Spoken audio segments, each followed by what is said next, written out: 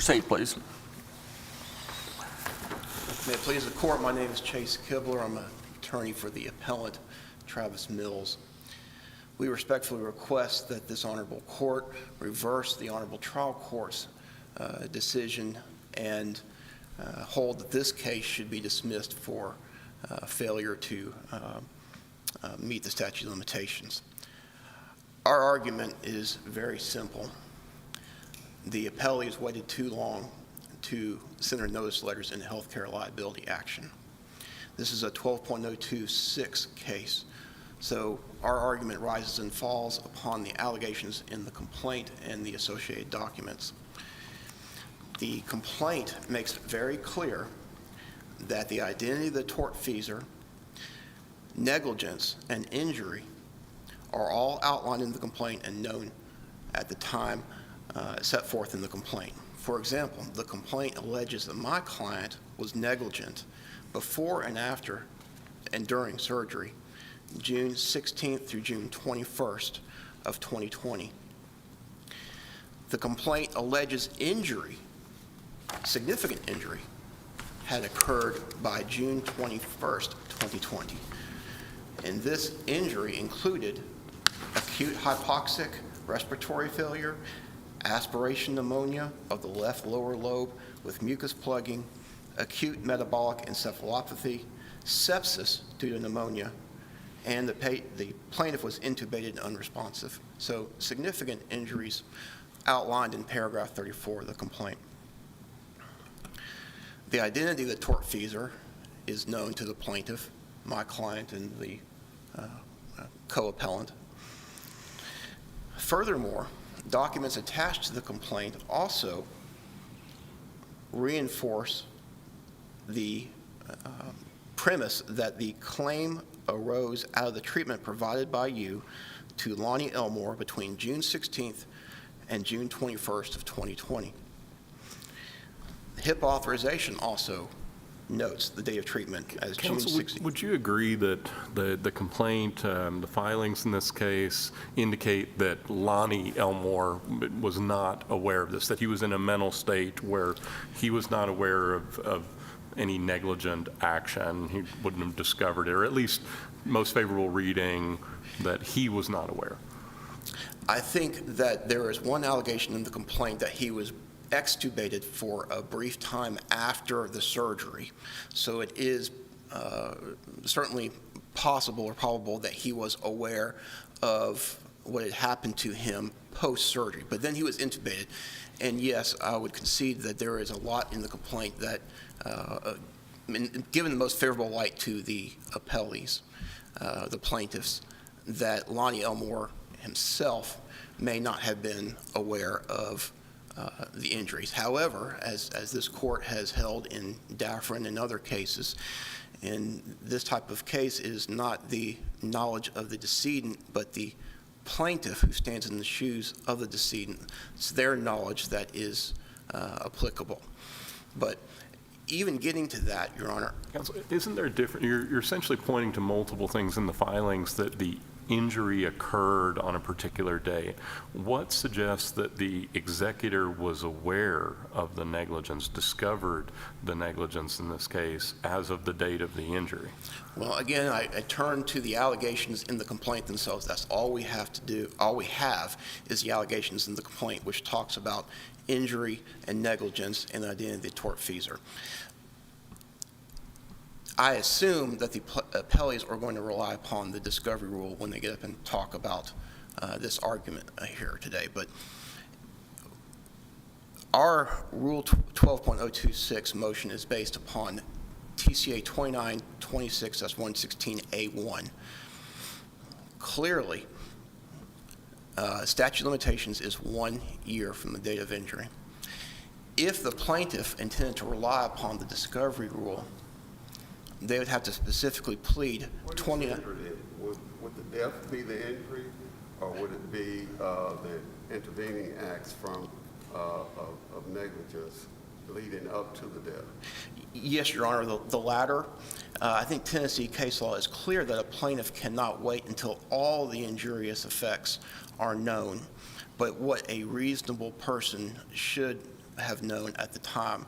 And the complaint is very clear and specific about serious injury occurring no later than June 21st of 2020. Counsel, I mean, that's so in every, would that be, what you're saying is that since the injury occurred while the patient was during treatment,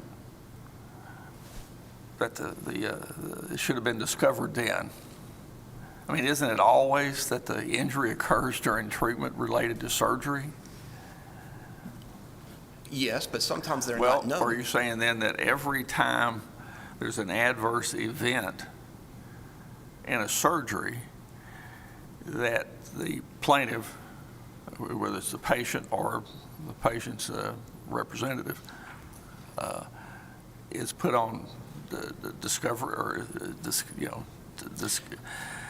adequate notice at the time? I believe it's on a case-by-case basis, Your Honor, and that's why we talk about the reasonableness of the plaintiff's knowledge. But based upon what is in the complaint, there is sufficient evidence that the plaintiff knew or should have known. What is in the complaint that shows that the plaintiff knew? Other than here's the date of treatment and here's when the injury occurred. Other than that, what is in the complaint that shows that the plaintiff knew that the decedent had been injured, suffered an injury as a result of wrongful conduct? Well, I'm sorry. I'm sorry. I'm kind of going on here, but it can't just be, can it, that there's surgery and there's an adverse outcome? I mean, I don't think surgeons, you think surgeons, it's their view that every time there's an adverse outcome, there's somebody's wrongful conduct? Clearly, Your Honor, just because there's been an adverse outcome, Of course there's not not. been medical negligence. I had a surgeon tell me one time that he didn't give guarantees till he got a contract with God. Well, but I'd also like to point out the complaint is devoid of any allegation that the plaintiff was unaware of the injury at the time. A lot of times in my 26 years of practice, when a plaintiff's attorney wants to invoke the discovery rule to toll the statute of limitations, they will put in the complaint, plaintiff did not discover until such and such a date. Applies to what you've just discussed. It says,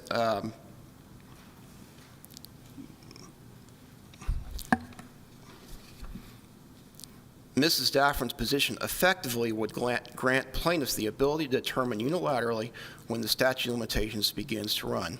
That would render the statute of limitations hollow.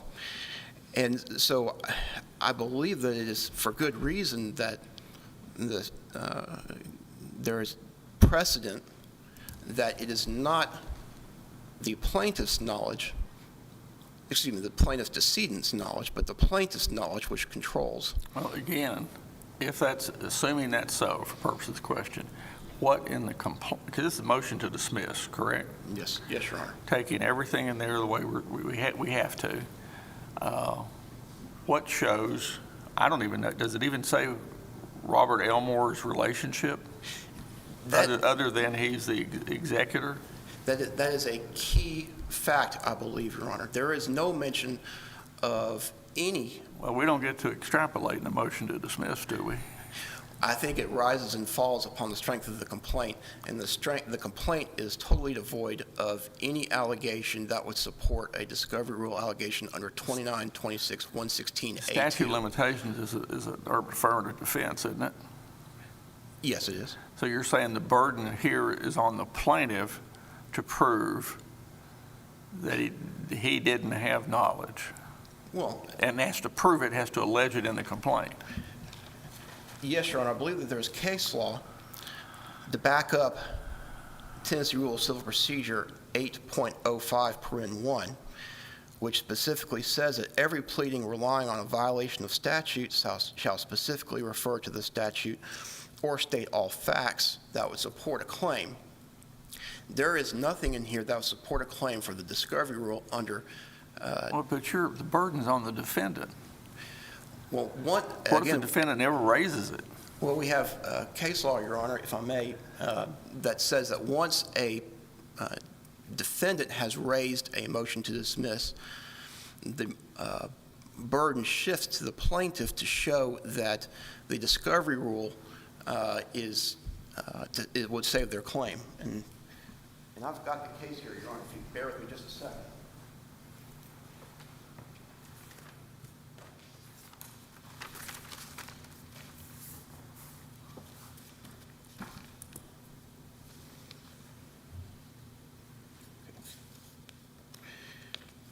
This is a case called Red Wing versus Catholic Bishop for Diocese of Memphis.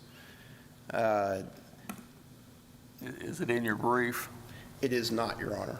Okay, then if you would, just send a letter to the clerk and to opposing counsel and all counsel, and just give us the style of the case and cite. Don't argue it. Just say, here's the case that was referenced in oral argument. Very well, Your Honor. Yeah. If I may briefly read, my time is way Your past time expiration. expired a while ago, but we've been asking you questions. It says, these undisputed facts are sufficient in and of themselves to establish the statute of limitations defense. Thus, the burden shifts to Mr. Red Wing, the plaintiff, to demonstrate that the allegations in his amended complaint are sufficient to articulate at least a colorable basis for concluding that the statute of limitations has not run on his claims against the diocese. And there's nothing, there's no amended complaint in this case. There's no allegation at all that would support a claim that this statute of limitations is told under 116A2 pursuant to the discovery rule. Okay, you're done. Thank you, Your Honor. Thank you. You still have the amount of time that was set for him. Thank you. May it please the court, I'm Megan Culver here on behalf of... Just for clarification, Your Honor, I've just been informed by my co-counsel that case is in our brief. I'm sorry. The case I just referenced is in our brief. Oh, okay. Thank you. So you won't need to send a letter. Now you can start. No problem. My name is Megan Culver. May it please the court, my name is Megan Culver. I'm here on behalf of Dr. Sorcy and Tennessee Valley Orthopedics, LLC. I know that I'm sitting on the appellant side. We're technically designated as an appellee. We have a concurrently pending interlocutory appeal before this court with the same statute of limitations argument, and we're seeking the same relief as our co-appellants, co-defendants in this case. Just briefly, if the statute of limitations has expired as to CRNA Mills and Lakeway Regional Anesthesia Services, then it's likewise expired as to Dr. Sorcy and TVO because of the allegations in the complaint itself. I know there's been discussion here about how does it impute the knowledge of the plaintiff. How does that do that in the complaint? I'd respectfully submit that under Rule 12.026 motions, you must take the allegations as true. And taking those allegations as true, there are no allegations of negligence after June 21 of 2020 in the complaint. All allegations, including his death, I think it's paragraph 47 in the complaint, say that the defendants individually, jointly, and/or severally caused the death of Lonnie Elmore, the decedent in this case, based on the aspiration event.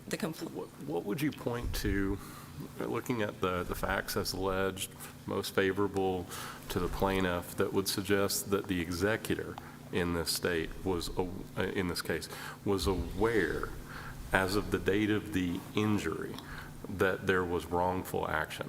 What in the filing says that, and that the executor is aware? If we're not triggering it to Lonnie Elmore, it wasn't aware. I think most favorable reading the facts, he wasn't in a state in terms of after this procedure and what medically went wrong here. What suggests the executor knew at the time of the injury? As Your Honor has pointed to, most favorable reading, Mr. Elmore, the decedent, probably was not aware, except for the paragraph about extubation. Turning to Robert Elmore, though, the executor, taking those allegations as true, there's simply no allegation there was any negligence past June 21 of 2020. I'm not talking about the negligence. I'm talking about the discovery. What here says that the executor discovered it after July? What's the fact? What's the allegation? And the negligent conduct happened earlier, got it.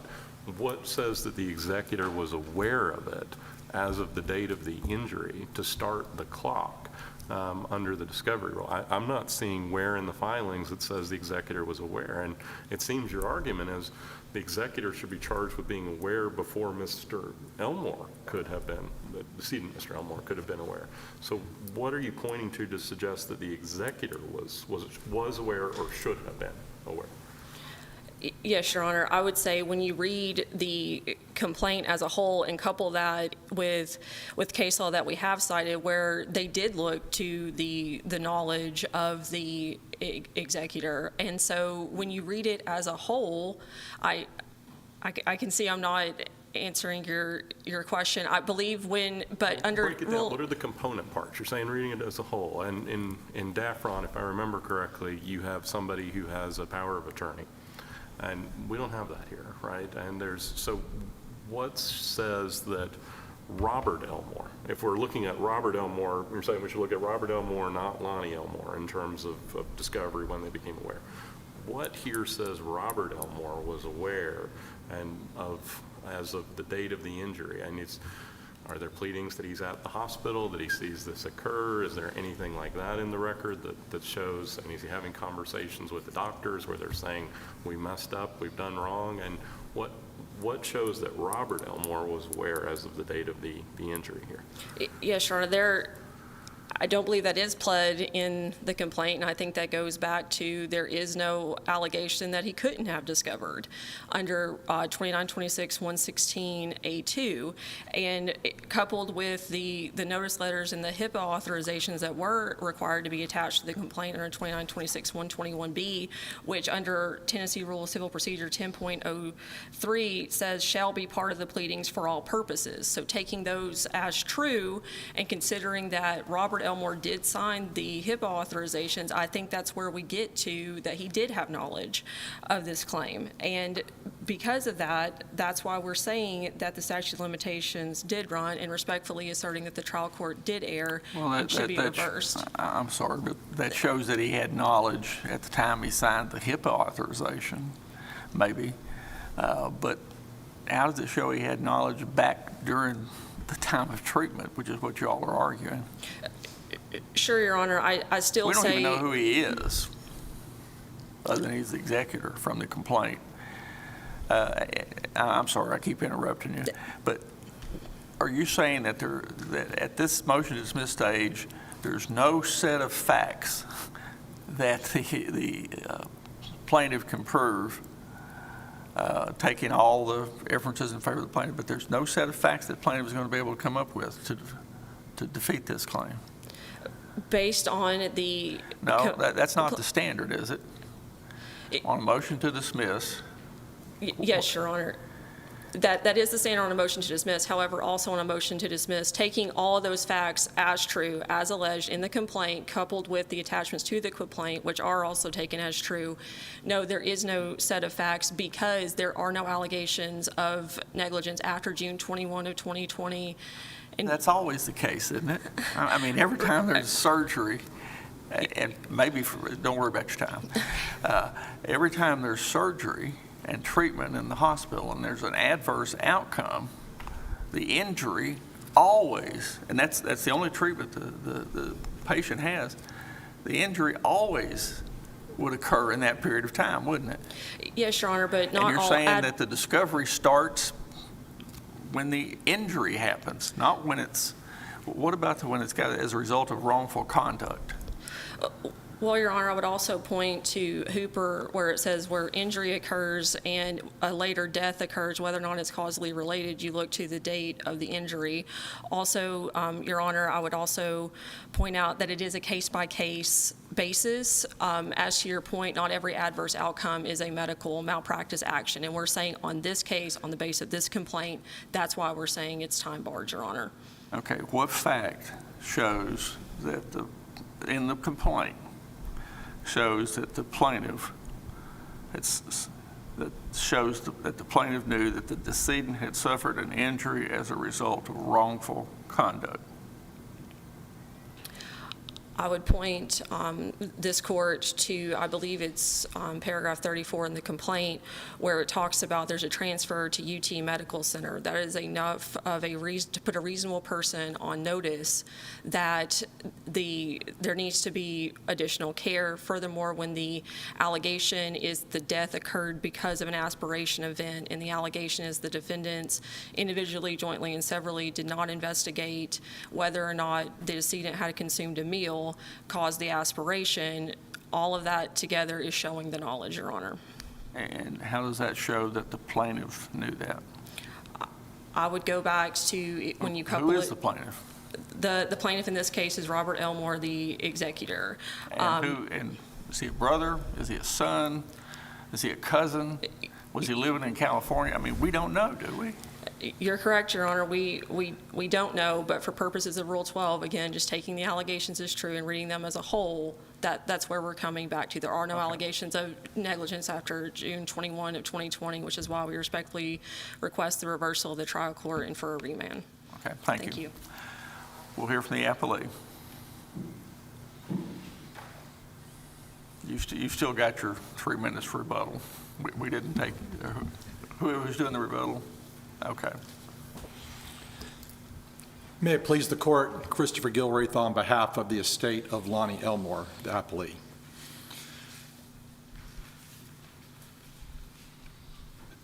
The first point I would like to make in response is that an allegation made in a complaint does not establish the date that those facts were known by the person who alleges those circumstances.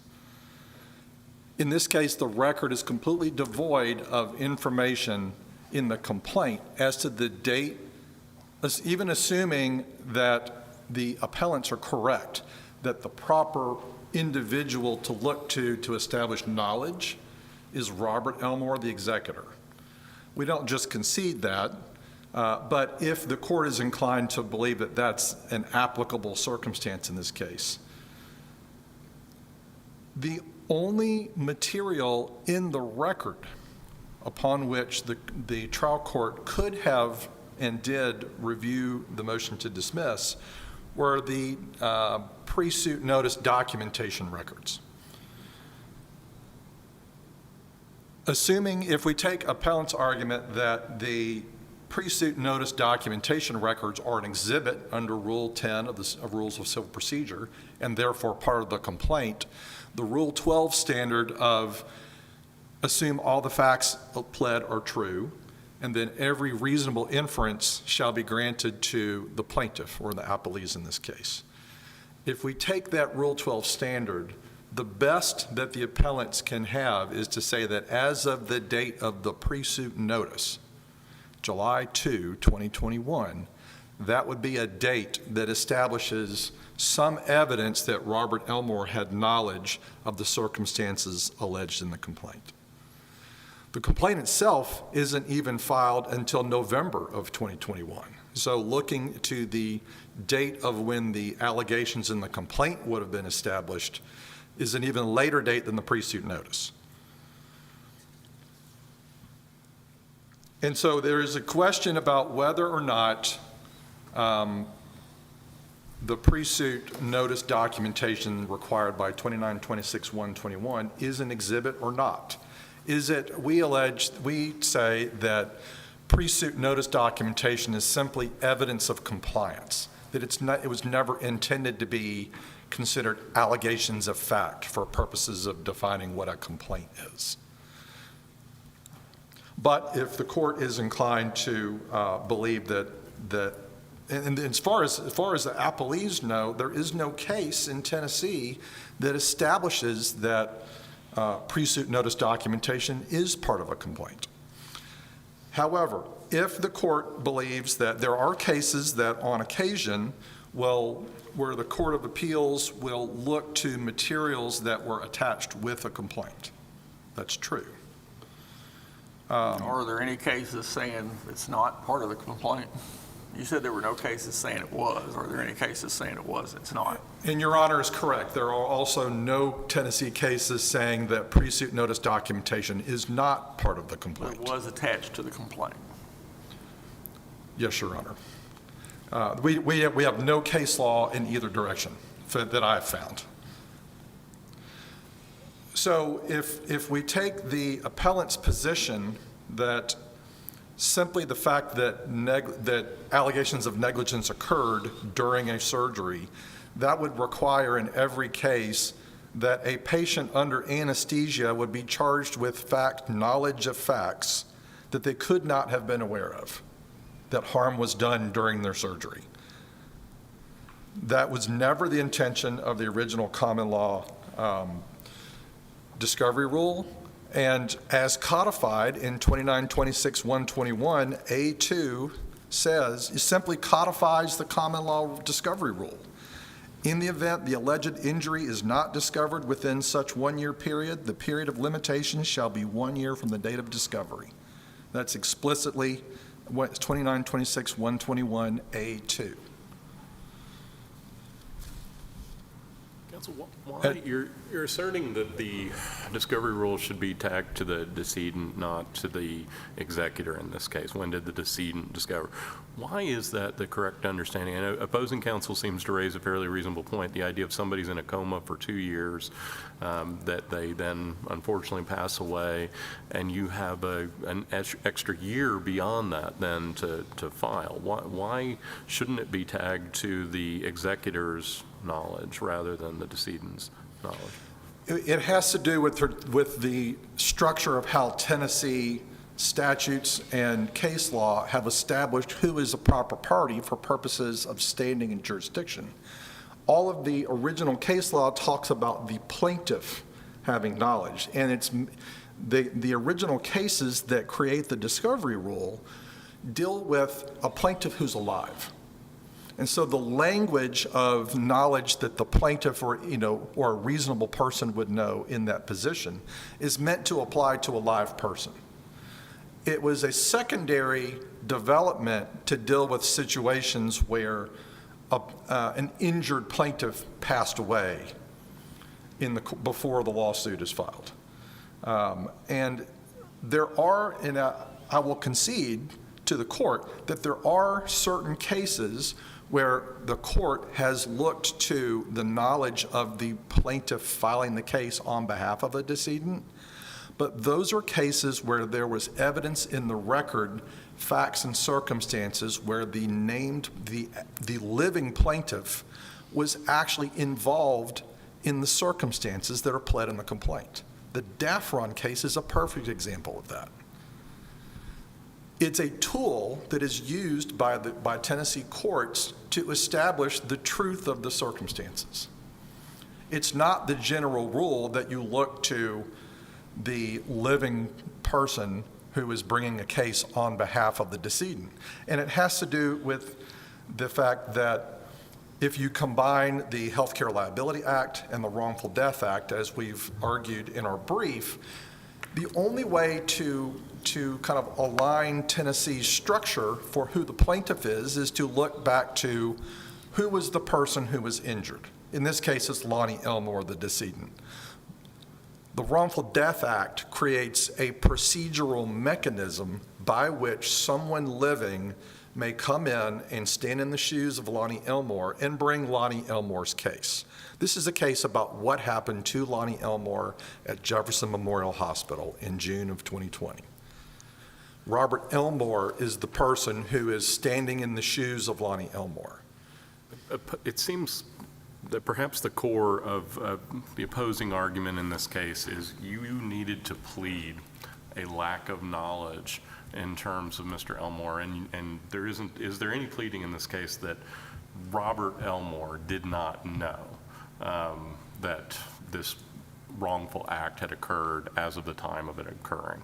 Is there anything in the complaint, is there anything in the filing where there's a statement that Robert Elmore was unaware?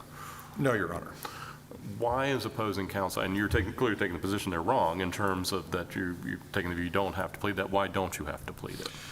Well, we're dealing with a Rule 12 motion to dismiss standard.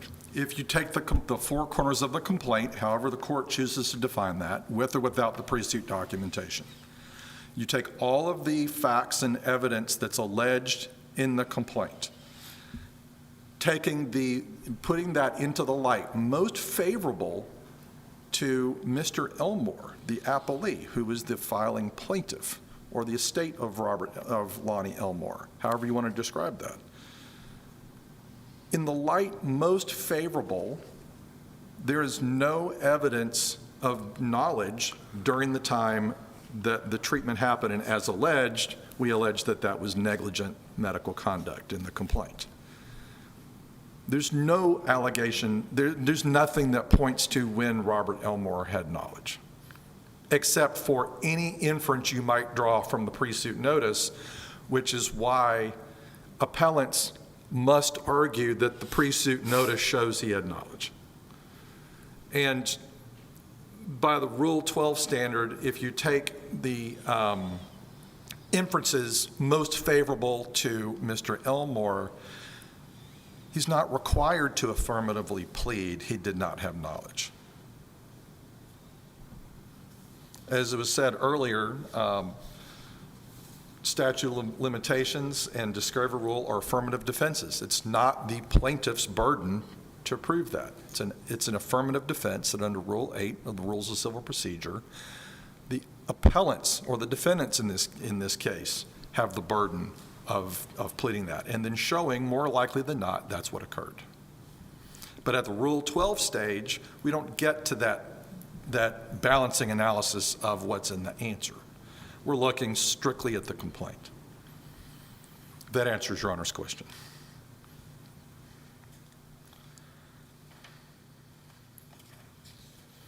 The other point that hasn't been raised yet, but the other point I think that is important is we're not saying that the plaintiff is the governing authority of when the statute of limitations begins and ends.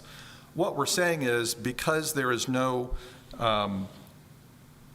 information in the complaint that establishes a date when the information was known, what ends up happening is the Wrongful Death Act sort of imposes a start to the statute of limitations clock.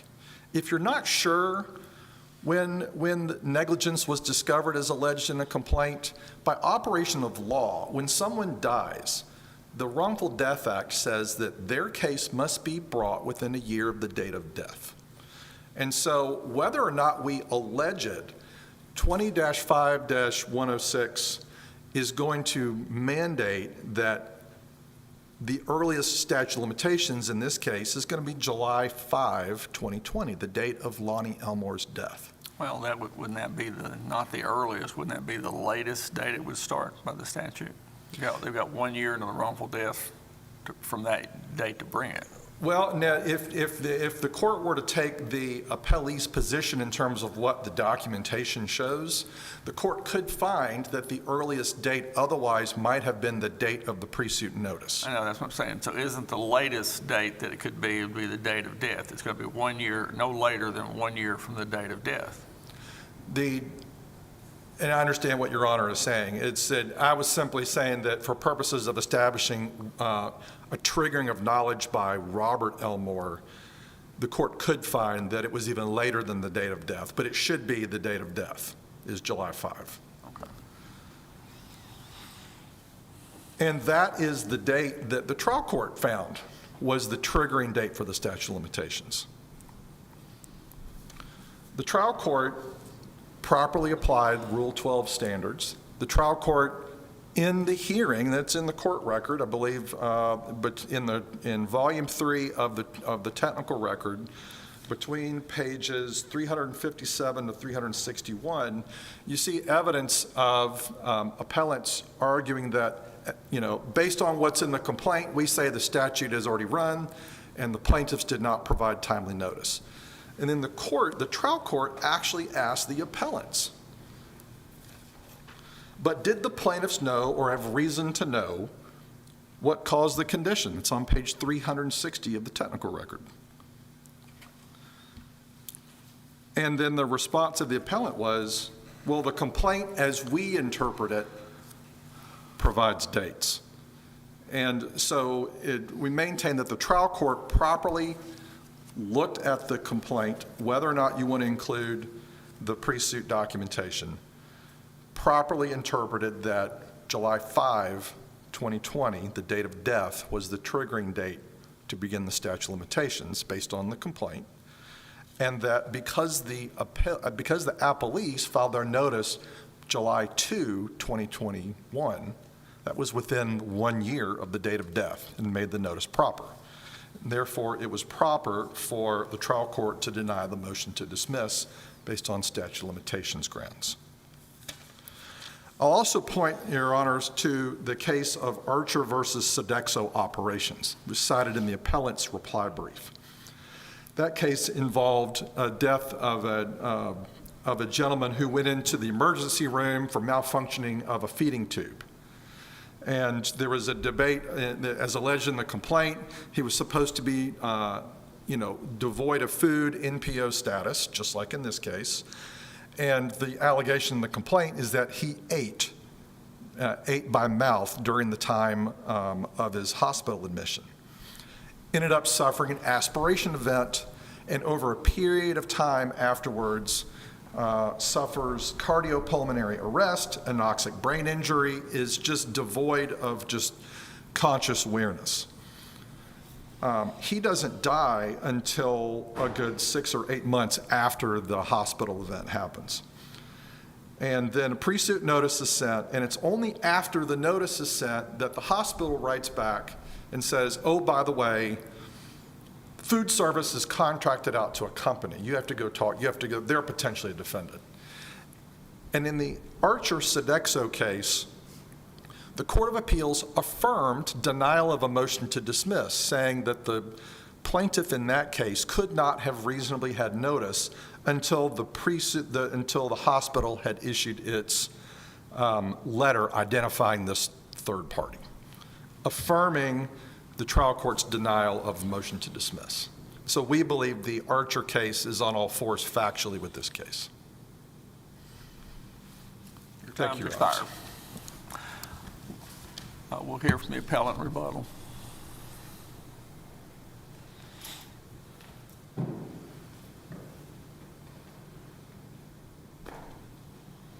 Just very briefly, and my co-appellant may also want to briefly address the court, but there appears to be tension between the statute of limitations in 2926, 116A1, and A2, which is the discovery rule. The appellants respectfully submit that if this case is solely based upon 116A1, then the allegations in the complaint show that this complaint is time barred because the allegations of negligence and the injury occurred more than 1 year before the notice letter was sent. The only thing, in the appellant's opinion, that would save the appellee's case would be the application of the discovery rule under 116A2. So why wouldn't the portions of the complaint that address the Mr. Lonnie Elmore being essentially in a state where he wouldn't be cognizant, or at least favorably read for the plaintiff, was in a state where he wouldn't be aware of what was occurring? Why isn't that sufficient to create a basis to move the deadline to July 5th in terms of the allegations in the complaint? Isn't that sufficient to push this to at least July 5 in terms of how it's pled in the complaint? I mean, look at the complaint, the guy's in and out of consciousness, he's under continuing anesthesia. Isn't that enough to suggest that he wouldn't have been aware, or at least read favorably, that he wouldn't have been aware until July 5th? Respectfully, Your Honor, I would disagree because of the case law in the state of Tennessee, which talks about how it is the plaintiff's knowledge rather than the plaintiff's decedent which bears upon the discovery rule. And then getting back to your question to the appellee's counsel about whether there was any statement in the complaint that the plaintiff was unaware of potential injury. There's nothing. The complaint is completely devoid of any such allegation that the plaintiff was unaware of the injury. And respectfully, it's not the appellant's duty to plead that. It is under Rule 8, it is the appellee's duty to set forth facts that the plaintiff was unaware and that they are invoking 116A2 discovery rule.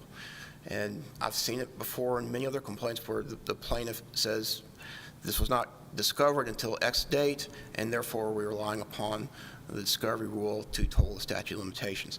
Nothing like that is in this complaint, and that's why I say I believe there's a tension between A1 and A2, because strictly on its face, the complaint fails to meet the requirements of 116A1 because it was filed more than 1 year after the date of the injury. Thank you, Your Honor. But what about the, one more question? Yes. What about the requirement that the injury is the result of wrongful conduct? You Yes, keep Your Honor. talking about the date of the injury. I'm glad that you brought that up I'm glad I could help. because because in the complaint, it specifically identified negligence and the allegations of injury in the complaint. And that's why I come back to the fact that without 116A2, the case would be time barred.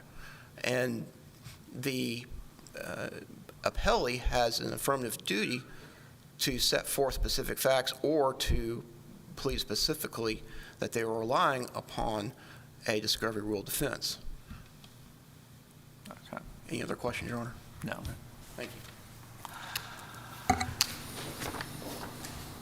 We'll give you an opportunity to, briefly. Absolutely, I appreciate that, Your Honor. I adopt everything that my co-counsel has said on behalf of my clients. The only thing I would like to bring to the court's attention very briefly, there was a mention of the Archer case by the appellee just now. In Archer, it's different than here because there was an affidavit submitted to the court saying that the plaintiff did not have knowledge within the 1 year mark. We simply don't have that here, Your Honor, and that's all I would say. Thank you. Thank you. Court's thanks to counsel on both sides. We appreciate your arguments today and your briefs on this. It's an interesting question. Thank you. Thank you, Your Honor.